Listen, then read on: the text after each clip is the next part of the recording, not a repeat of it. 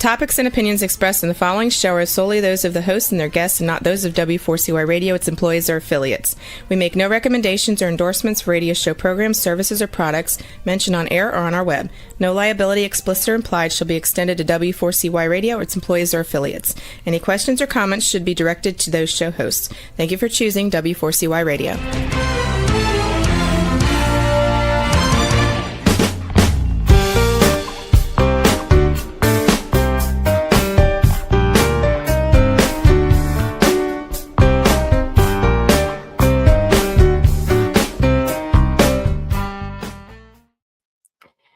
Welcome to the Connected Table Live. We're your hosts, Melanie Young and David Ransom, your insatiably curious culinary couple. We enjoy traveling the world to bring you the amazing places we visit, the people we meet, and the food, wines, and spirits, and other yummy things we drink and eat. And we want to bring it to you so you will eat, drink, and explore and be inspired to step out and travel and explore with us. We are broadcasting from where, David? We're not from there, but we were just in. Well, we were just in Lisbon for New Year's, and we're back now, and we're broadcasting from our home office. But we're sharing Lisbon with you. So we have a great tradition, particular, to celebrate my New Year's birthday, January 1. So we're different every year. And this year we chose a place that had been on my bucket list for a long time that I never visited, Lisbon, Portugal. You've been before, right? I have. I've been to this. This was my fourth trip to Portugal, so it was actually just lovely to be more familiar with it by the time I got there this time. How long have you been traveling for New Year's, Melanie? How many years? 37. No, there you go.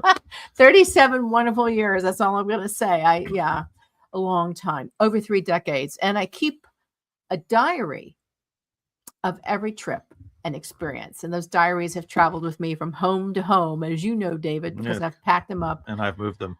And those memories are so incredibly special. So we made more memories ringing in 2026 in Lisbon. We decided to give ourselves, indulge ourselves in basing ourselves there for 10 days. Usually when we go on these wonderful wine trips, we're moving around a lot. We're visiting wineries and going here and there and unpacking and packing. And we had just been in Porto, which we will be doing a special feature on in another edition of the Connected Table. But we decided that given it was Christmas week and in the New Year's, we would base ourselves in Lisbon and really get to know the city. And I think we did a good job. Yeah, we did a great job. And for that reason, we decided to... It was nice to park ourselves for 10 days at a time. Yeah. Because we're almost not even home for 10 days at a time, it seems. Well, I did a show. Traveling. I did a show on Fearless Fabulous You about the joy of slow travel. We have slow eating, slow wine, slow travel. Why rush and go here and there and spend a night here and a day trip here and zip around? You become more exhausted than exhilarated. So 10 days in Lisbon in the end of December through New Year's, early January, gave us a chance to explore the city, learn its history, find incredible neighborhoods, and of course, eat some amazing food. So we're bringing that to you, and we'll be sharing it also on our blog. Let's just set it up with a little bit about Lisbon in case you've never been, and what opened my eyes as a first-time visitor and yours as a fourth time. My impressions about Lisbon are that it was a mashup between San Francisco and New Orleans. Why? Because you've got these amazing steep hills in San Francisco and these amazing vistas over the Tagus River. And you have these historic streetcars similar to the Rice-A-Roni streetcars of San Francisco, and amazing seafood dishes similar to the chapinos that are Portuguese, you find in San Francisco as a seafood port. But then on the same time, it reminded me of our home, New Orleans. Again, you've got these historic streetcars. You've got this incredible architecture that has tile and stone on the outside, and these balconies, these French balconies made of iron. Also in San Francisco, you have the crumbling streets that are permanent conditions in New Orleans, and you've got that African flair and South American flavors that you get here in what we like to call the North Caribbean, New Orleans. There's just history of both. But you know what's interesting, David? Before I share the next interesting point about San Francisco, New Orleans. What were your impressions of it? Well, I was fascinated by the fact that you talked about the streets and the fact that they're somewhat difficult to navigate at times. But they're all brick. So Yeah. they're all stone and individually placed bricks, and we call them Belgian bricks here in the US, but stone that have been really hand put into the entire city. So there's almost no pavement, as it were. Mhm. It's all these brick roadways and sidewalks. It's beautiful to see, but it does make navigation a little bit difficult at times because it's not the most even of terrain. Let's put it that way. So, there's probably a good reason for that, because like San Francisco and New Orleans, Lisbon suffered a massive disaster, specifically on the morning of November 1st, 1755. A earthquake, I don't know if they had Richter scales back then, but it was like almost 8-point on the Richter scale, hit Lisbon just as all the residents were going to church to celebrate All Saints' Day. So while they were all in church, an earthquake hit, shattered everything, destroying buildings. But then what happened was worse. One, all the locals had lit candles and left them burning in their homes while they attended church services. So the candles were knocked over and the city went in flames, a huge firestorm. And then the third trifecta was the tsunami. Yeah, so everybody was escaping into the river to escape the flames of the Right. city, because the city's basically right on the shore of the river. So Right. they all escaped into the river, and as they all kind of got to the river, the tsunami hit. So I think they estimated about 40,000 people died. 40,000 people Obviously, died. the city was November much smaller 1st, back then. 1755. You see a lot of so as a result of that, when the long rebuilding process began and they hired architects, the stone building was important. The stone buildings, the stone roads, and the tiles, the painted tiles that you see became part of the architecture to protect the buildings. Yeah, and they actually made a lot of improvements to the building structures of the city as they rebuilt it. The hills were not as affected as the downtown center of the city, called the Baixas, that was basically leveled. The king actually was nowhere to be found that day. He's in the photo right there. He's in the photo right back behind us there. His horse is facing the river for a reason. Yeah, but he was nowhere to be found that day. He had actually gone on a picnic with his family outside of the downtown center. He was out in Belém, which is now where the royal palace is, and had decided to take a picnic. So he wasn't inside. He was fine, but he decided never to go back to Lisbon, and so he spent the rest of his life outside of Lisbon, ruling from afar, shall we say. Yeah, in this central location, the Pastel de Comercio, which is like the gathering place for everything, and where we saw the New Year's fireworks, his statue is front and center. Yeah. And the horse is facing out because he's trying to get away from Lisbon. We heard a lot of great stories through our tour guides, which we'll get into. But, Lisbon also really didn't even open up to the world until after 1974, because it fell under a 40-year rule of a dictator, the longest authoritarian regime in Europe, under Antonio de Oliveira Salazar, and it was overthrown in a military coup, overthrew the authoritarian dictatorship in 1974. And what we learned on our walking tour was the Carnation Revolution. Very important, because until then, Lisbon was basically closed to the world. Portugal, even though it was a seafaring country. And apparently a woman that is now revered in legend, Celeste Queiro, was a flower seller or worked in a local bar or something. And she handed out red carnations to everybody, and they put them in the rifles. What do you call that part of the rifle where you put the flower? The barrel. The barrel. Thank you. The barrel. And every year now, on April 25th, which is the day, they have the celebration of carnations. It's just beautiful. Fortunately now, Lisbon seems to be doing very well economically, and the great tourism movement is evident. We saw many tourists from all over the world. Well, I think one of the things that was New Year's, first of all, but and Lisbon does a great New Year's festival, and do beautiful fireworks and music on the river in the right up above where our head right, is, really behind Melanie's head. They set up a big stage in the big Prato do Comércio, Yeah. which is the main square in Lisbon, and they have a huge party, and then everybody watches fireworks. We were part of that. Yeah. I enjoyed And it tremendously. you wear blue underwear, you Mhm. eat cold drapes at midnight. There's all sorts of fun customs. It was a lot of fun and very well behaved. No, a lot of police presence. We felt very safe. I want to emphasize that we felt really safe during our entire time in Lisbon. Like anywhere that's heavily touristed, you do have to watch out for pickpockets and other things, but we felt very safe. Now, it's a big city, but it's a small city, right? And a lot of the neighborhoods are walkable. We really, the tourism aspect of it concentrates in like 4 areas, which we'll go over. So we stayed in the area called Baixa, Baixa. There are hotels everywhere. They consider the heart of Lisbon. I would say it would be equivalent to going to New York and staying in the Times Square area. It's flat, unlike many places of Lisbon. So if you want to go somewhere where it's flat and don't want to go up and down hill, this is a great place. Right. We loved our location. Shout out to Higgy House, where we stayed, an apartment hotel.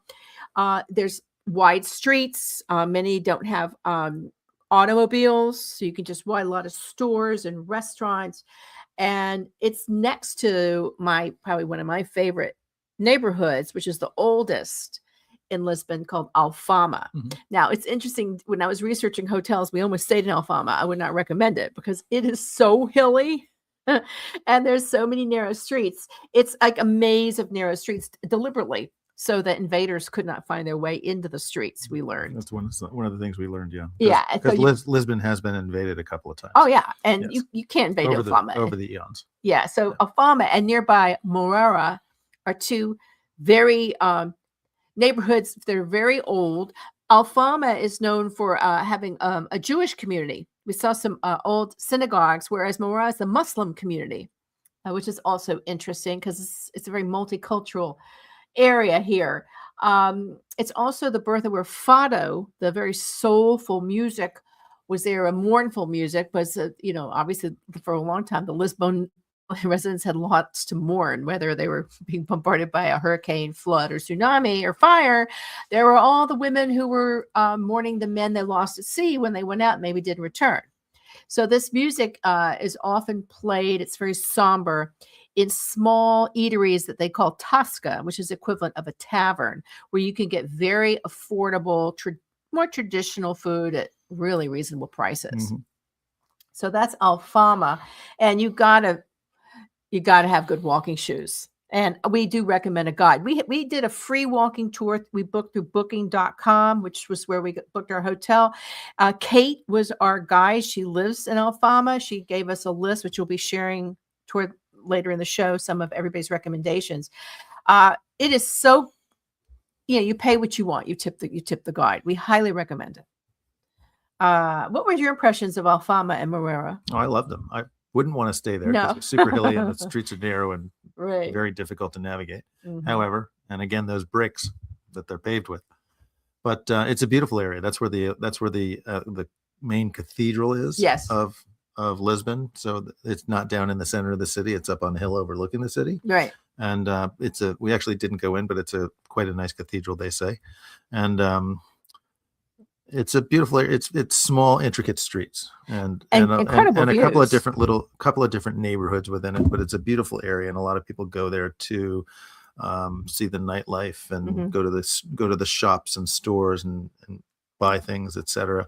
It's a lovely area. We actually spent a lot of time there, because we were staying right on the edge of it, down in the main downtown. Which is why we loved our location. Which was a nice place for us to stay. Yeah, we went up there. We took wine bars. We love this wine bar called Antigua Wine Bar. It was at least steps from us. Great views to look over, and literally there was at one viewpoint where our guide Kate took us, and we went and revisited. I thought I was actually looking at San Francisco because the Vasco da Gama Bridge looks like the Golden Gate Bridge. And then high at the top is the monastery, where there's an incredible outdoor garden bar where you can sit and have drinks and just look out over the river to the other side. It's just incredible. A wonderful place to visit. Alfama is the historic, and Moreira. They're next to each other, and you just get lost in both of them. The other areas that are key to see. One is Barrio Alto, which has very fine hotels, Mhm. probably more luxury hotels and nightlife, a lot of clubs, a lot of great dining, good shopping, Good shopping as well. really Yes. good That's shopping. That's where the hot stores are, Yeah. etc. But it's also it's on a hill. Yeah. So like Alfama is, but it's on the other hill, on the other Yeah. side of town, other side of the main downtown. So if you go up that hill, there it's a little, the streets are a little wider, etc. But great shopping, wonderful restaurants. We went to a few while we were Yeah, there, we did. and again, easy to get to, and everybody walks up and down those hills. Yeah. And there's a famous elevator. I can't remember. There's a very famous elevator that takes you up and over to the train station and everything. It was closed due to some repair work they're doing. But definitely take advantage of going to these incredible vistas. Again, we had through free walking tours, we did the Alfama tour, and then we did one called Historical Lisbon. And our guide Tiago was a history professor. And that's when we went to see the historic elevator and the train station and the views that way to the Barrio Alto. And we learned so much. That's where we learned about. We went to the palace. It's now a museum where the Carnation Revolution took place and where everybody gathers every April to celebrate.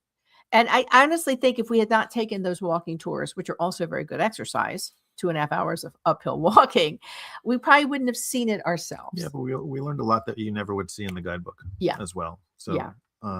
It was just, and these tours, there are a million of those tours in probably every city, but it's worth spending a day taking a tour, or a couple of days taking a couple of tours, because you book them for €1. Yeah. And then it's pay what you want. So, and usually it's $20 a head. So yeah, €20. So you give them €20 per person, or €30 per couple, or pay whatever what it may be. Yeah.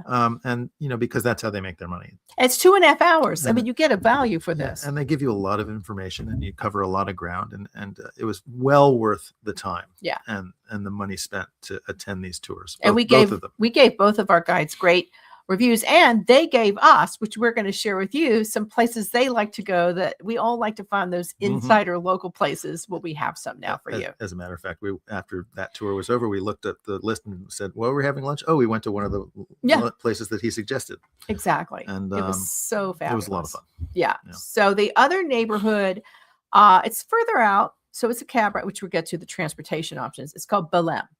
Now, Belém is where the Royal Palace is. It's also where the MAT Museum is, a very famous museum of automation, architecture. It's like a huge museum of engineering. You see a lot of like steamship stuff, technology. MAAT. MAAT. Big, looks like a giant beached whale kind of on the water. We went one rainy day because it does rain in the winter. And then we walked around Belém, which is, again, where the Royal Palace is, where this huge monastery de Belém is, a tower, but it's closed, the Torre de Belém, and a lot of eateries. And of course, the one reason many people just go to Belém is because they want to go and have one of the signature dishes of Portugal and Lisbon. We're going to put it up on the screen for you can see. It's the third one, Pastel de Nata. Okay.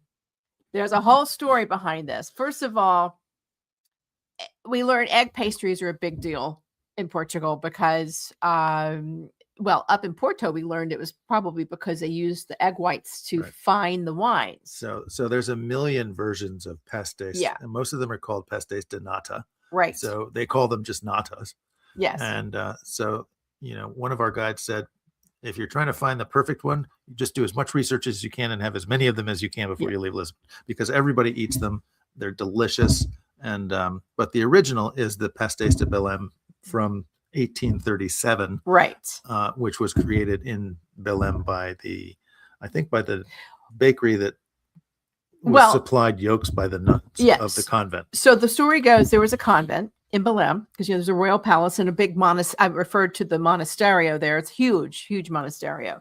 So the nuns used the egg whites to starch the habits and robes of the priests and their habits. So egg whites were used to starch the robes. So there was a surplus of yolks. And of course, many monasteries create amazing food products around the world to make money.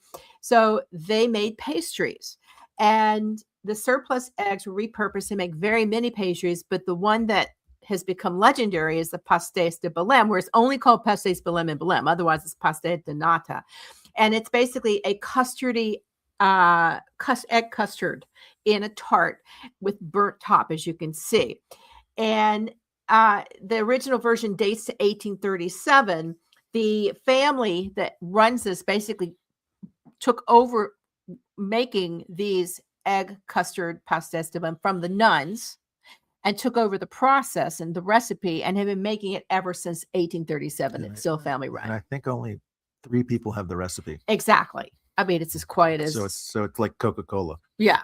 And nobody knows exactly what it's made with. So you're probably asking, is it worth it to get there? Absolutely. We loved all the the pastas de nata we had, but I think for me personally, and you can chime in, this particular one had a crust that was so light and crispy and tasty, and the burnt top, it was like a creme brulee. It was just... It's delicious. Unbelievable. And theirs are all very traditional. There were a couple other places that we visited, and of course we were testing other ones. Yeah, of course. Where you could get flavored ones as well. We had a wonderful one. Dubai chocolate. With Dubai chocolate in it, another one with pistachio in it, and they were all delicious. So, there's obviously room for checking out other ways to make it, but this was the original. And you can actually totally worth the trip. You can take lessons to learn how to make it yourself. We went to one place, I think it's called Natalea. It was, we could literally see students learning how to make pasta de nata, and that's where we had the Dubai chocolate one. Montegheria is the other well-known producer. The key with these is you can get them anywhere. Like you can get croissants anywhere, whatever. In France, you want to go where they're being made. So when you go into the padaria, which is the name of a bakery, padaria, look and say, are they being made? Or look for signs that they're actually being made, because you want them fresh. They're not the same otherwise. You want them warm. Yeah, you want them warm and fresh. The pastéis de Belém, they are constantly making them, and they're always warm. Also, the other place that you just mentioned, I can't remember the name. Yeah. Well, we also went to Pasteleria Nata with one of our guys. Oh, with Eating Europe, which we'll get to. Yeah. That's who we went with. And they were just all fabulous. And you just get this incredible cup of coffee. Usually you get it con latte. They like to put milk in the coffee, and it's just bliss.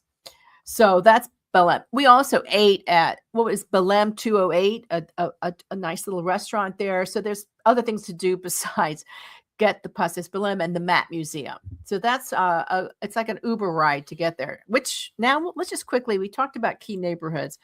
Let's just talk about transportation, because for me that was blown away. Okay, you see in many Portugal images, Lisbon, the streetcars. They're very, very famous. There's one, number 28, that you can just take and ride all around the city. We almost did that one rainy day. It's crowded. And you have to beware of pickpockets, but we saw some that were empty. Well, they were either closed off or they were on private tours. So you can, that's a fun way to get around the city. However, they also have tuk-tuks. Our friends did tuk-tuks, which are the only time I've ever done a tuk-tuk was in Bangkok. There's tuk-tuk tours, Tin Lizzies. Yeah, they like have these, Model Ts. They have these, and they're modern. They're electric, so they're brand new, but they look like Model Ts. And they're all different colors, and they're a great way to get around. They see 4 or 6 or 8, whatever it may be, right? Because they do come in different sizes. But they were a very cool concept. Yeah. To compete with the tuk-tuks and take people on tours around the city with the in open air, shall we say, because they're just covered, but they don't have sides. It's so cool, and you can negotiate price. And then we saw some crazy people biking, motorcycling, and segwaying. A lot of scooters. A lot of scooters out there too. I wouldn't do it. Again, the streets are bumpy and hilly, but the best part is Ubers are very inexpensive. We actually went to Sintra, which is like 30 minutes away, and how much did it cost us? $25. It costs us that much just to go into mid-city here in Louisiana. And they have another app called Bolt, but sign up for get the least expensive, get the app, and you can get around the city really inexpensively. One of the nice things I found was that in Lisbon, Uber has a an electric category Yeah. where you can request an electric car, and it's cheaper than all the others. So every time I wanted an Uber, and we probably took 15 Ubers while we were there, Yeah. I went for the electric car. Better for the environment, cheaper for us. So that's just a general overview. Now we're going to spend the rest of the show talking about eating. So one of the things we did is we did sign up with Eating Europe, which we did in Trastevere in Rome, and we had Ken Dunn on this show. We signed up for the most popular tour, which is a daytime culinary tour. They also have a dining immersion tour and various things. Melissa, our guide, was awesome. It's a 3.5-hour tour, very small group. Maybe 6 people, 8 people? Yeah, there were about 6 or 8 of us. And what's interesting is that they set up the visits that you do to basically go through a multi-course meal. Yeah. So you have a bite here, and then you have an appetizer there, then you have your entree at another spot, and then you have dessert and coffee at another spot.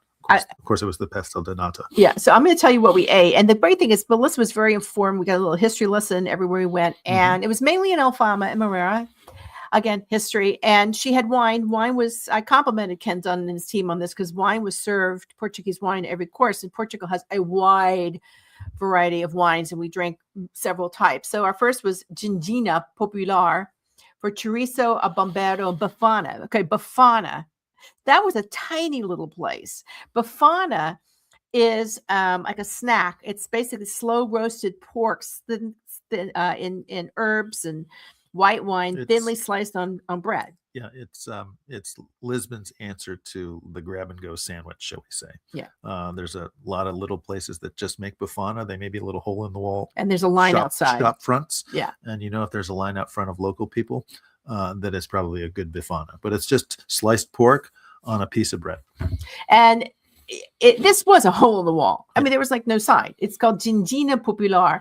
And we also had some sausages and cheeses. And for me, the non-meat eater, I had a really delicious fried cuttlefish sandwich, lightly tempura fried, thick pieces of cuttlefish. It was delicious with some piri sauce, because we love piri sauce. A lot of piri sauce there. And then we went to Cantinho de Aziz, which is a Mozambique restaurant that is so highly regarded that we saw that the chef had cooked at the James Beard Foundation event and had reviews from Eater and Bon Appetit. Yeah, it was interesting. Obviously, because Portugal was really one of the naval powers of the world back in the 1500s, and explored a lot of places and took over a lot of places, shall we say. So Brazil, Mozambique, the Far East, that's all even incorporated. South Africa, South Africa. It's all incorporated into their food and culture in a fairly deep way, because a lot of those countries had open door policies that they could go between Portugal and where they are now, even though they're all independent at this point. Yeah. So there's a lot of Brazilian, a lot of Mozambique, a lot of Far Eastern influence in the Portuguese lexicon, shall we say. So the food has a lot of that too. And this restaurant was Mozambique. Yeah. They opened their shop in 1984, and they've been going for 40 years. Tiny. And it's just a tiny little Mozambique cuisine restaurant, and it's absolutely amazing. And you probably walk just past it. I mean, these are tiny little bits. So it's called Cantina, like Cantina do Aziz. The next one we went to was Tasquinha. So one's a cantina restaurant, and one's a little tasquina, which is a really small eatery, like a tasca. Canto do Fado. So they did a live fado at night. We were there for lunch. There was a traditional couvert. So couvert, by the way, is like different Portuguese breads and sauces or butters or whatever. You do pay for it. It's not free. Olives, bread, olive oil, and butter. And you're always going to be served it. If you don't want it, say you don't in the beginning, because otherwise you're going to pay for it. Octopus salad, which is traditional and it was very, very good. And then bacalhau à bras. Now, bacalhau, there's an interesting story behind bacalhau. It's like the universal dish of Portugal, but it's not local to Portugal, right? No, it's not. The waters are too warm in Portugal for cod to live off the coast of Portugal. So all the cod comes from the northern Atlantic, whether that's Norway or Iceland or Canada. Or New England, and all of those areas have a lot of Portuguese fishermen working the waters, and through the generations, a lot of settling has happened in those places as well by Portuguese who have gone there to fish. So But the cod, the bacalhau, which is salted cod and dried cod, all comes from those regions. It does not come from Portugal. And you see it Yet everywhere. it's the Portuguese national dish, in my opinion. Those are my words. And we were talking to Melissa, our Eating Europe guide, and she said, I think if you ask a Portuguese person, they'll say that there's 365 ways to make bacalhau. But one of the most common, besides just plain grilled, or sauteed with steamed potatoes, which you had at O Segredo da Fama, is bacalhau à bras, which is we had also in Porto. It's like a mashup, literally, of shredded, mashed up cod and potatoes, like a mashup. And then with some onions and herbs, and then on top are matchstick potatoes. It's actually interesting. It's probably a better way for me to eat it than just it's like a casserole. Yes, it's a cod casserole or a cod shepherd's pie. I kind of think that's that a good explanation. Yeah, cod shepherd's pie. So we had that again. Everywhere we went, there was wine, and it's delicious. Yeah, it actually is one of my more preferred bacalhau dishes. For me, it's not my favorite, but thankfully Portugal has more than cod. Restaurant São Jorge. We had a cheese board of Portuguese cheeses, which are very pungent, and caldo verde, which is a signature dish, a green soup. So you're going to have some green in it. It's very popular in the Azores, and it's just a delicious soup made throughout Portugal in different versions. We had some very good soups throughout this. And then their last stop was the Pasteleria Santo Antonio for that Pastel de Nata, which is one of the top 5. Great tour, 3.5 hours, worth it completely if you want to overview. Because I don't love bacalhau, as you know, I kind of made it my mission this trip to find other mariscos and seafood. Mariscos is shellfish, and then there's seafood. And I think we just did a great job. We pretty much covered it all. We did. If it was available, we had it. So one of the first things we did is we went to Time Out Market, which you'd been to before and were raving about. And it's just like a one-stop shop, though crowded, to go and try foods from different restaurants and specialties. And I think we had some of the best, freshest sushi imaginable from one place. It was amazing. Oh, my God. Oh, my God. And then we discovered another woman chef. We went there like twice. We had lunch there twice. And we tried different dishes. Seafood rice is the one that you get a lot. I've had octopus rice, seafood rice, a lot of rice dishes, which is another thing that reminds me of Louisiana. Yeah. But you can also get good pizzas. We didn't get to go. There was one that Simi did. We actually dined at Simi. They had an octopus hot dog. Yes. I wanted to try that. I wanted to try it too. And they didn't have it at the restaurant, which was too bad for us. No, I really wanted to go there. But Time Out Market, go early or late. There is a fresh fruit and vegetable market next to it, but it is an incredible. This is the man who created Time Out Magazine, Time Out Media, started this in London, and there's Time Out markets around the world. I think this is my first one. I was blown away. Yeah, it's one of the earlier ones. There are timeouts all over the world now, and but the Lisbon one was one of the first outside of London that he opened up. Just fabulous. And it's great. It features food stalls from restaurants and independent food stalls as well from around the city, and to help highlight and focus on the cuisine of that area. And they're always busy, and I think it's a great bargain. Yeah. And it's a lot of fun. It was a lot of fun. And you can get wine. We had wine and coffee. It's just great. Now, there were a couple of seafood dishes that I'm still dreaming about. And again, many reminded me of New Orleans. I think my all-time high-time favorite was the cataplana. I've posted that photo.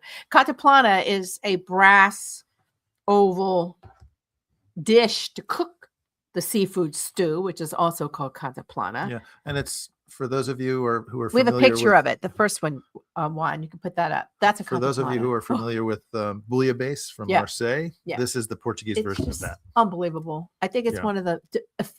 We had this one at Maria Catita. We actually dined there twice at the recommendation of the wonderful people who handle hospitality at Higgy House, where we stayed, and it was near where we stayed. The first time I went, I had the octopus rice. Also good, but this was our last dish together, and it was divine. So the contemplana is a 2-piece vessel where you cook for like 30 minutes and steam this, and it's all seafood. It's all shellfish based. It's a Apetite de mariscos, which is they call it. And it was just delicious. Yeah. With a rich, savory tomatoey broth. Yeah. And as I said, you can also have octopus is very popular there. Fresh fish. Now, the fresh fish, the second middle photo one we'll show. We went to See Me. This is very common. You can go and pick your select your food, and they'll cook it for you. This is an example at a restaurant called SEA Me, M-E. And you can literally, they march you over to the seafood market and you pick the fresh, incredible food, and they just cook it right there. And we did that. We ended up having like flounder. We were kind of, it was expensive. So that's why we were kind of gobsmacked by the price. But that's what market seafood places are like, whether they're in Greece or Portugal or wherever. We also had some very good sushi at See Me, and that is a lively restaurant in the Barrio Alta. That was my birthday dinner. It was terrific. But just the amount and scope of fresh seafood is incredible. And I tasted things that I never had before, such as the sea barnacles, which you love, right? Yes, the gooseneck barnacles. Gooseneck barnacles. And they're called percebes. There's no photo of them in this, I don't think. No, I not. see. But we had them at a very in-demand restaurant called Remiro, Meremiro. We went there for New Year's Eve. So they had a limited menu, but the limited menu was shellfish, poor us. So we had this incredible meal of shellfish, including the goose barnacles. Mm-hmm. And they're expensive because apparently they're very hard to dive down and eat. I think they look prehistoric and scary. They're hand harvested, and they are barnacles that grow on rocks. Yeah. There's only one way to get them, and that's to go down there and pick them. Yeah. And it depends on the weather, of course, and whether somebody wants to go out and do that job.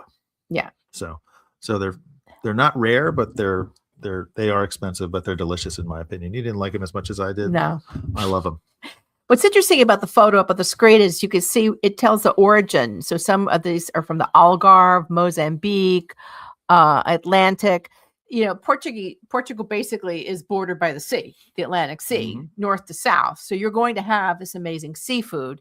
I love the langoustines. I love the fresh goldfish. The octopus was very tender. We had a wonderful seafood soup.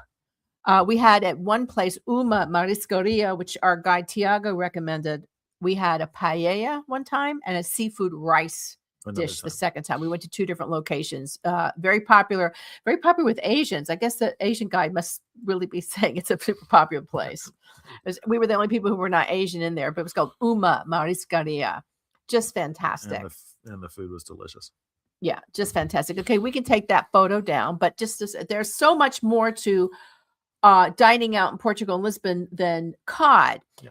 And if you really don't like meat, and if you move, there's plenty of options once too. you move away from the coast, there's a lot of meat as well. So there was chicken and pork and lamb as well. Well, you had some pork cheeks a few times. And beef. And the food, the food's all prepared deliciously. Uh-huh. But once you're inland, and we went to the town of Évora, which is in Alentejo, one afternoon for lunch. And that was meat focused because it's an hour and a half inland from the sea. So they don't get that seafood banging on their door like they do in Lisbon. Well, you had a pickled pheasant. Yeah, I did. So we went we didn't do a lot of day trips because it was Christmas week and a lot of places went, but we did do two. And it's very easy to do day trips. Everybody's offering tours. You can haggle and negotiate. And we fortunately to go to Évora, we have a very good friend, Surf Wine Tours, Mario Vidal. He's based in Cascais, which is a beautiful town to get to on the water. Mario organizes very nice, more luxurious wine tours and surfing tours. So Surf Wine Tours, let's give him a shout out. He has become a friend of ours on social media and wishes me happy birthday every year. And finally, he'd always say, when are you coming to Portugal? And I wrote him, I said, this is the time where we're going to meet. Guess where we are. And so we actually met and had spent the afternoon with him. It was great. We'd never met. So he took us to Évora, which you've been to. Yeah, I've been to before. That's where there's a very famous chapel there called the Chapel of Bones. Yes. It's from the 15 or 1600s, and they tiled the walls of the chapel with human bones, and it's just incredible to see. And so I had been there before, and I was like, Melanie, if we're going to go to one of the towns outside of Lisbon and take a day trip, this is the one you should go to. About 90-minute drive. Yeah. It was raining, so that was kind of a bummer. But we went the Chapel of Bones was so worth it. Capella de Ossos. Unbelievable. Yeah. And then we had the chance to go have some wine and dine at the Enoteca Cartuja, Cartuxa. Cartuja is an interesting story. We actually met with the export director and had dinner at her husband's restaurant, Belém 208 in Lisbon.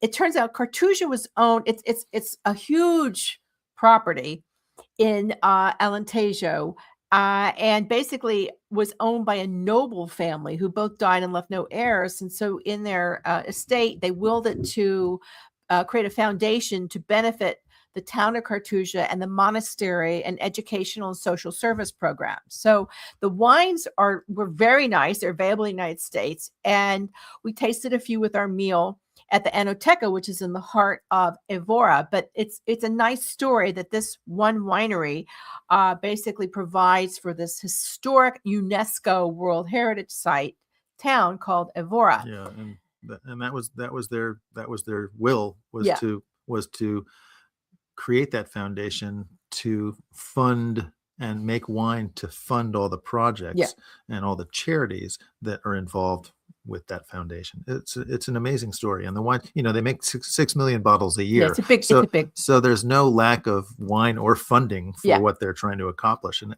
it's a great story. We didn't taste many because it was raining and I don't know, we were just like tired, but we tasted some lovely whites. Yeah. I had a fish called dogfish soup. It was kind of a creamier, really savory fish soup. It was delicious. I wish I just had my bandwidth at that point post New Year's. I was like, I can't have any more. But it was a wonderful day trip. The other day trip we did, which everybody does, is to Sintra. And I have 3 things to say about that trip. One, you don't need to spend a lot of money to go to Sintra. It's like 30-minute drive outside of Lisbon. We hired an Uber. It was like 25 euros. And then you can hire a guide when you get there if you want to show you around. 2, you can easily through booking.com or get your guide just buy tickets to the gardens and not the palace, because the palace, to get into the Pena Palace, which is spectacular on the outside, but it's long lines to get in. So you have to be patient. And you're only allowed to see 3 rooms. Tiago, one of our guides, gave us that tip. Yeah. Sintra is stunning. But the gardens are acres and acres and acres of forest and formal gardens. So it's really nice to see. And it's up on top of a mountain overlooking Sintra and overlooking the Atlantic Ocean and the coast. It's gorgeous. And the palace it's definitely worth it.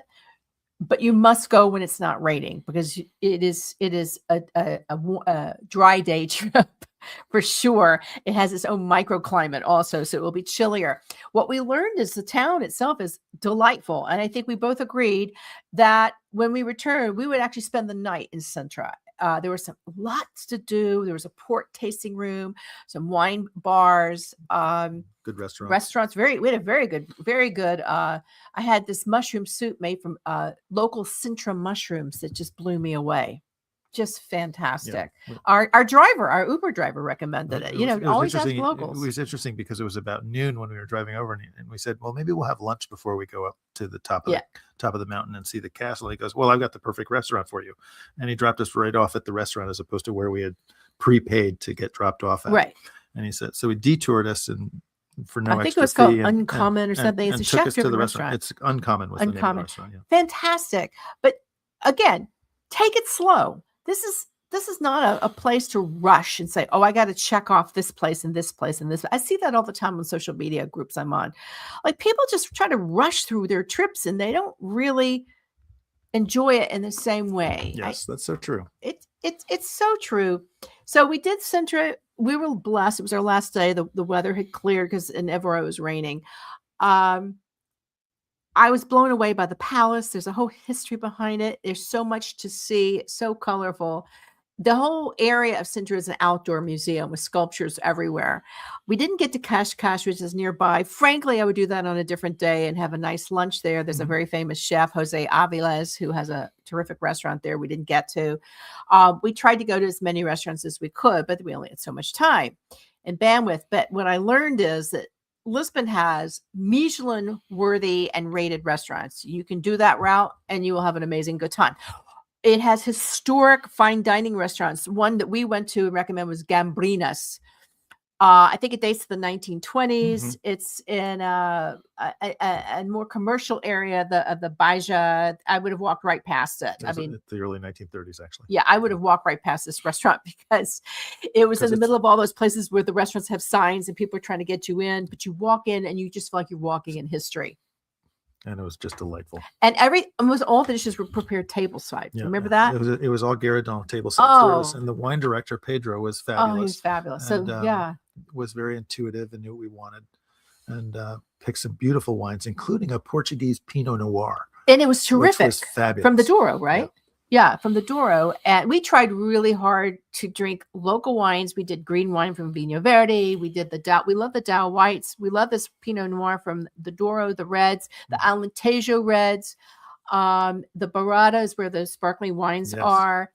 And of course, at Vora, we had the Cartuja wines and a few others. Always drink local. Portugal we'd like to go back and do more wine focus. Of course, we had Couldn't just agree been to more. Porto, so we kind of didn't do a lot of port on this trip because we'd just done an intensive Porto trip. But just terrific. I want to just also, so you can get Michelin rated restaurants, but then you have these charming Toscas. Right. And we went to a few on our culinary tour, and then Osagrita de Alfama. She was so cute. There was like only 4 wines to choose from, and we were like having a ball. And just everybody's very friendly. You can also go to some terrific wine bars. We liked one near us called Antigua. It was always packed, but there's some where you can just order simple foods. And then the cocktail bars are very good.